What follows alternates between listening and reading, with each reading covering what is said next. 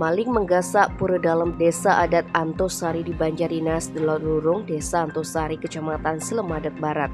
Kejadian ini baru diketahui Sabtu 24 Desember sore. Menurut Kasubag Humas Polres Tabanan Ibtu Nyoman Subagio, kejadian terungkap ketika saksi Putu Agus Adi Hermantara yang merupakan pemangku pura dalam setempat hendak lunas tirta. Saat itu, Putu Agus melihat pintu gedung penyimpanan pratime dan tapakan dalam keadaan terbuka. Awalnya saksi tidak curiga karena mengira pintu tersebut ditiup angin kencang yang terjadi beberapa hari terakhir.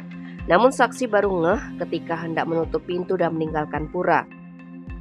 Dia melihat engsel pintu bagian bawah rusak dan keben penyimpanan tapel due berserakan di bawah. Karena curiga gedung tersebut dibobol maling, dia menghubungi tokoh adat lainnya. Setelah diperiksa bersama dengan pihak Desa Adat Antosari, barulah diketahui bahwa gedung tersebut disatroni maling.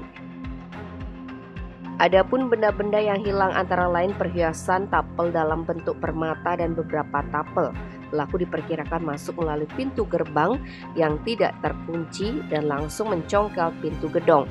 Pelakunya masih dalam proses penyelidikan.